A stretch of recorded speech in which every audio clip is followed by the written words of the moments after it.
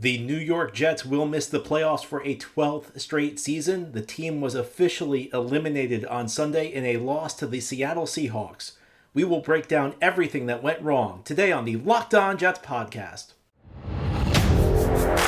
You are Locked On Jets, your daily New York Jets podcast. Part of the Locked On Podcast Network, your team every day.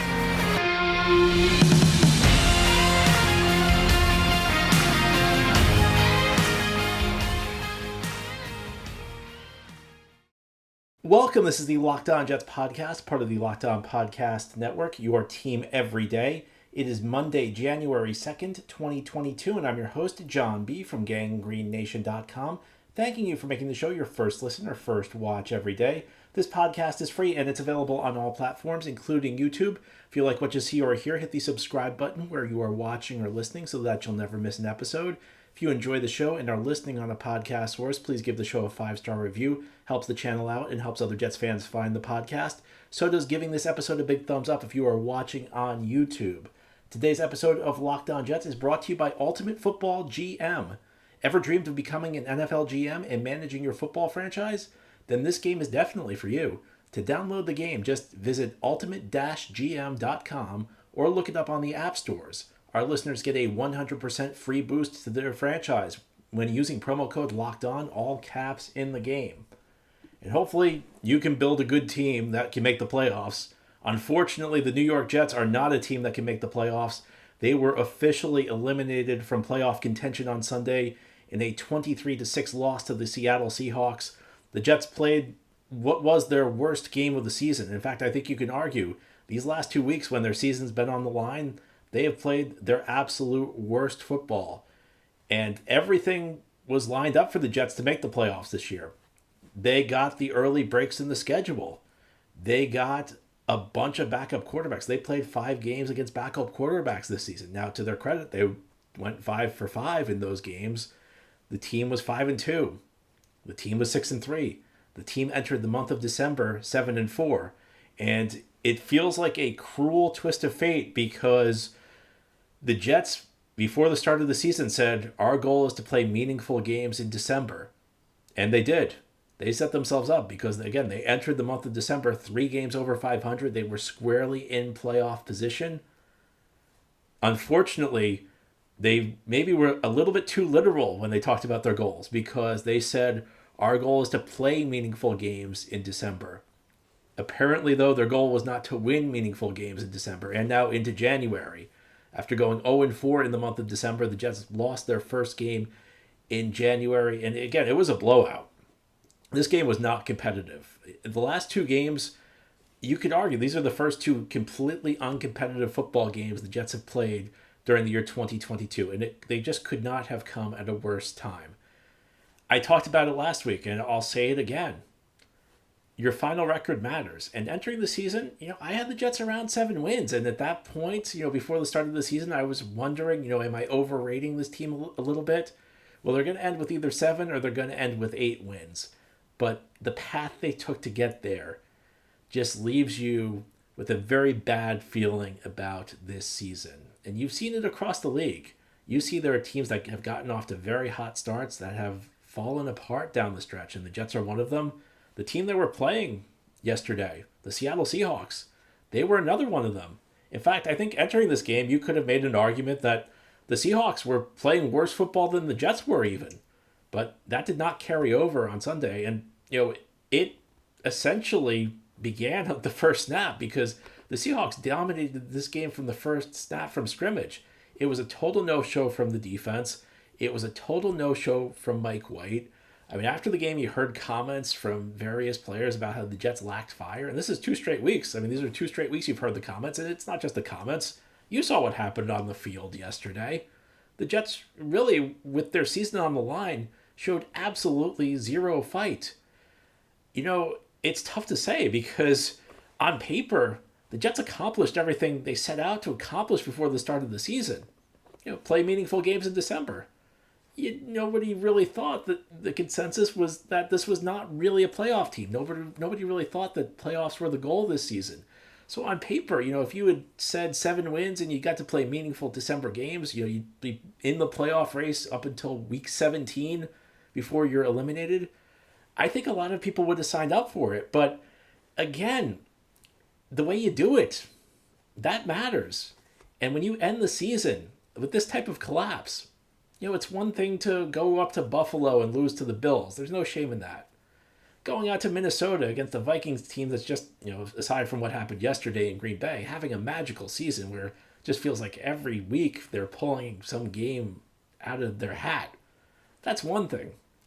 Even losing a heartbreaker to a hot Detroit Lions team at home. It's tough, but it's, you can at least understand it to a degree. But these last 2 weeks, where the Jets have shown nothing, they've gone out and the defense has pretty much put them in the big hole right from the start of the game. And I hear people saying the defense is overrated. Well, the defense has been excellent most of the season. In fact, the defense carried the team through the early part of the season when the Jets really did not get much from their offense. But the defense, there's no defending the last 2 weeks because, you can say on paper they did not give up a ton of points. Well, the defense gave up almost 200 yards in the first quarter. Seattle had almost 300 yards by the end of the first half. The Jets were in a hole. The Jets were in a multi-score hole because of what their defense did. And the offense, did nothing. Mike White showed he was not the answer. I think it's fair to say that Mike White, I talked about this on Friday, that, these next 2 games were going to be really important for Mike White. He would have a chance to maybe lock down the job for next year, or he'd have a chance to play his way out of the job for next year. Well, I think it's clear he played his way out of the job for next year. And the Jets are left with a season that, maybe they beat Miami next week because Miami's just in just as much free fall. We talk about teams that are falling apart down the stretch. You have your teams that are hot. You have your Green Bays, you have your Detroit, you have your Jacksonvilles. The teams that began the year cold that are playing red hot down the stretch. And then you have the teams that are falling apart. And on Sunday, the Jets played a team that was falling apart in the Seattle Seahawks and were not competitive. And we'll see what happens this coming Sunday against Miami. It's not really, there are a lot of things that are up in the air for that game, and it's still a game Miami needs. But you look at the way the season's played out, and somehow, despite all of the talk before the season, despite all the Jets, again, objectively matching all of our goals, the always difficult to pin down term we use, progress. It's clear there's been progress this year. It's clear the talent level is way better than it was a year ago, 2 years ago, 3 years ago, 4 years ago. This is a much better football team than we've seen. This is a team that does seem like it's on the rise. And on some level, maybe you could take some solace in the fact that we're having normal NFL fan complaints right now.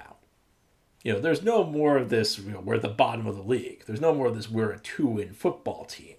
There's no more of this, are we going to go 0-16 like we had 2 years ago?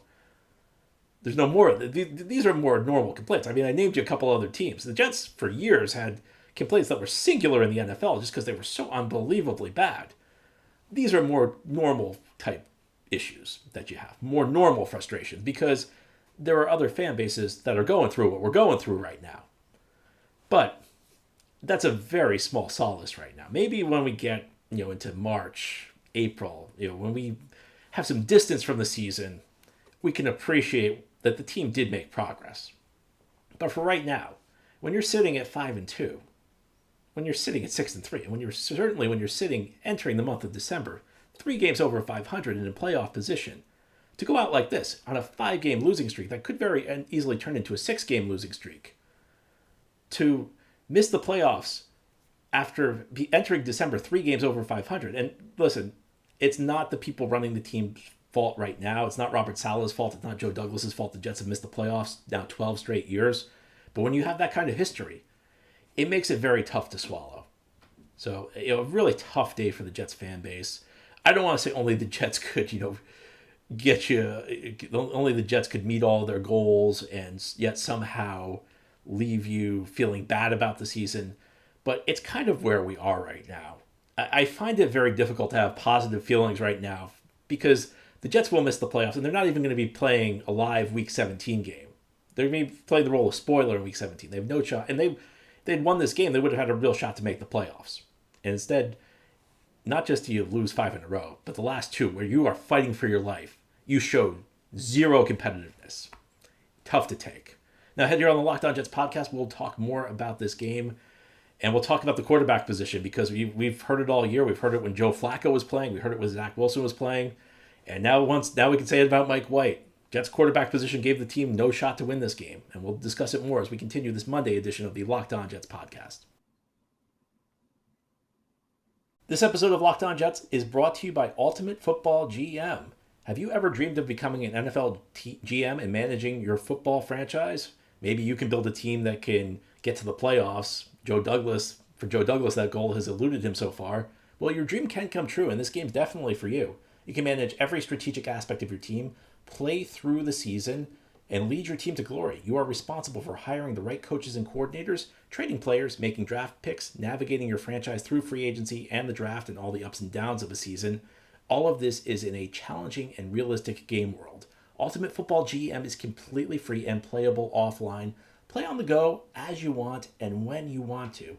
And Locked On Jets listeners get a 100% free boost to their franchise when using promo code LOCKEDON, all caps in the game store. Again, that's Locked On in all caps. So make sure to check it out today. And to download the game, just visit ultimate-gm.com or look it up on the app stores. Again, that's ultimate-gm.com. Ultimate Football GM. Start your dynasty today. Thank you again for making Locked On Jets your first listen every day. Subscribe to the Locked On NFL podcast and get daily conversations on the biggest NFL stories. Plus, in-depth analysis on the biggest games with NFL key predictions every Friday, and Monday local insiders cover the weekend with game-to-game episodes. Locked On NFL, available on YouTube and wherever you get your podcasts. And today we are breaking down a New York Jets loss. The Jets were defeated by the Seattle Seahawks 23-6 on Sunday in Seattle. Sometimes the score does not indicate how dominant the team was. In this case, it did. Unless you want to argue, if you want to argue the score did not indicate how dominant the Seahawks were because they were even more dominant than the 23-6 score would indicate, well, then you might have a point. Either way, though, a completely non-competitive performance by the Jets, a performance lacking life with the season on the line. And not just the season on the line. Jets win this game. They got a great shot at making the playoffs because they are playing against a wounded Miami team next weekend. And really, they would just need help from Buffalo against New England. A Buffalo team that's going to have something to play for, a Buffalo team that's better than New England. Jets have squandered. There are so many games you're going to look back on this year and say the Jets squandered an opportunity. This is a game where the Jets weren't competitive in. In some ways, it's a squandered opportunity because Seattle's playing so badly entering this game. But I think, you have to begin by looking at the quarterback position. And, sometimes the quarterback gets too much blame when things go wrong and too much credit when things go right. Well, I think if you look at this Jets team this year, the biggest reason, it's not the only reason, but the biggest reason the Jets are not going to make the playoffs is they have gotten so little out of the quarterback position. Jets have the worst passer rating in the league. It's been awful from week one when the Jets lost a winnable game because Joe Flacco was terrible. And Flacco was terrible 2 weeks later. He did play decently against Cleveland and lead a comeback week 2. Week 3, he was terrible. Zach Wilson steps into the lineup. Does actually lead a comeback his first game against the Pittsburgh Steelers and plays credibly against Miami, plays credibly in a win against Buffalo, but for the most part is not playing well.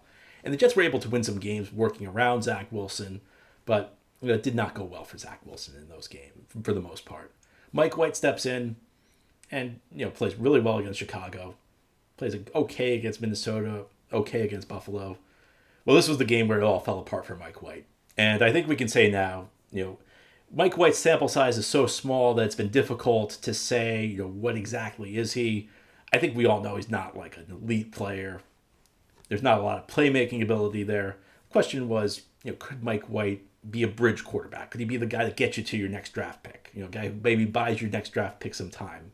A guy who could maybe play quarterback for the Jets for a year, maybe 2, maybe 3. I think we found out that Mike White probably ceiling is a high-end backup because this was a brutal performance. And the Jets had no shot to win based on what they got from the quarterback position. And I don't want to be too hard on Mike White because, quite frankly, Mike White has given the Jets way more than they reasonably could have expected. The guy they signed to their practice squad back in 2019, a guy who's been cut like 5 times. The fact that they've gotten anything out of this guy is a win. In fact, he's the only quarterback on this roster you can say, this guy's given us something. this guy's given us more than we reasonably could have expected. If you got that from any of these other quarterbacks, then it would be fine. But this game was ugly for White. It's funny. Last year, I wasn't sure he had the arm to play in the NFL consistently. I don't know what was going on last year because I watched what he did in Western Kentucky. His arm looked fine. This year, his arm looks fine too. Another thing that worried me was the decision making. Last year he threw a lot of interceptions. He threw like 8 interceptions and 130 passing attempts. The decision making was fine up till this game, and it was ugly. I mean, he threw an interception in the first quarter. I still don't know what he saw there, and he was putting balls up for grabs. I remember that game last year against Buffalo where he just got frustrated. The Jets fell behind. It seemed like he got flustered. He was just putting the ball up for grabs, and that's what happened again in this one. Before the start against the Bears this year, he talked about how last year he was trying to do a little bit too much. That's what happened again. There's no question that's what happened again. And beyond that, Mike White's, the accuracy is not good enough for the type of quarterback he is. If you're not going to have great playmaking ability, if you're not going to extend plays with your legs, if you got an okay arm but not your rocket, you really got to be pinpoint accurate to compensate for those things. I don't think White is wildly inaccurate, but his ball placement was not great. And his ball placement really has not been great going back to Minnesota. The Chicago game, he was pretty accurate, but going back to Minnesota, going back to Buffalo, there are throws that just, they may be catchable balls, but they're catches that are tougher for receivers than they need to be. A couple to C.J. Uzomah. There was one to Garrett Wilson on a key play. White's putting the ball in the area, but not really where the receiver needs it. And that was happening over and over in this game. And I just don't know that he's accurate. He doesn't have the accuracy to be a consistent starter in this league. And, I think part of it's people look at White and they say it's accurate because they're comparing him to Zach Wilson, who's just wildly inaccurate, who really has debilitating inaccuracy at the quarterback position. Listen, there's no question Mike White's more accurate than Zach Wilson. There's no question at this point right now he's a better quarterback than Zach Wilson. But that's different from saying Mike White's a starting quarterback. And I don't want to be too hard on Mike White again because he was kind of put in a position to fail by this team. He's not a starting quarterback, and they asked too much of him. And really the big failure is Zach Wilson because Zach Wilson's inability to develop into a credible starting quarterback is the reason Mike White's even in the lineup. It was a desperation move that the Jets felt they had to make, and despite what happened, I think it's difficult to argue with the decision. I still think it's difficult to argue that White was not the best option for this team. But that's the problem. The problem really is that Mike White was genuinely the best option for this team. And for as hard as this guy has worked, and this guy's made a career for himself. This guy's going to be in the NFL now for a number of years because he's going to have work as a backup quarterback based on what he's done with the Jets. And I got to tip my cap to Mike White. Again, I don't think it's fair to crush Mike White because the Jets completely failed at the quarterback position. It begins with the guy they drafted, Zach Wilson. Also begins with Joe Flacco being the other option, which it really feels like Joe Douglas not being able to move on from an evaluation he made when he was a scout with the Baltimore Ravens when he recommended Joe Flacco to the Ravens in 2008, which was a great job by Joe Douglas back then.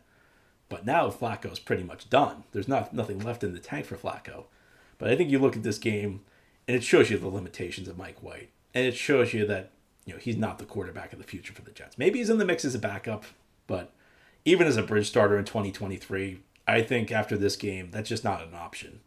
It just can't be Mike White going forward. And as I said on Friday, I don't know what the Jets do now because there are not a lot of obvious choices out there for the Jets, and they've got to do something at the quarterback position because above anything else, what has hurt this team this year is just a lack of getting anything from the quarterback position time after time after time. And they were even able to get past some of those issues because the defense played so well in the early part of the season, but it really came back to hurt them. And it certainly hurt them in this game.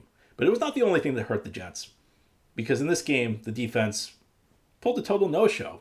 I don't think there's any other way to put it. A defense that's been so good all season long did not do the job in this one. And as we close out this Monday episode of the Locked On Jets podcast, we'll talk about some of the failures on the defensive side of the ball. This episode of Locked On Jets is brought to you by Built Bar. Well, after a game like that, you got to find a way to cheer yourself up. And you got to know that Built Bar is the best tasting protein bar on the market. These bars are absolutely delicious. They're covered in 100% real chocolate, and they taste great. They taste like candy bars. We just got through the holidays. If you want to eat a little healthier, then you've got to try Built. With Built, healthy is actually tasty. They are so delicious that you won't think they're good for you. They are perfect for your New Year's resolution. And they come in unbelievable flavors like churro, peanut butter brownie, and coconut almond. So head to your nearest Walmart today, walk to the pharmacy section, and you can grab yourself a box of Built bars. For years, we've been talking about ordering your Built bars at Built.com, but you can now get them at your local Walmart or your Sam's Club. So if you're close to Sam's Club, run in and grab a 13-box bar with their hit flavors, brownie batter and churro. You can thank me later.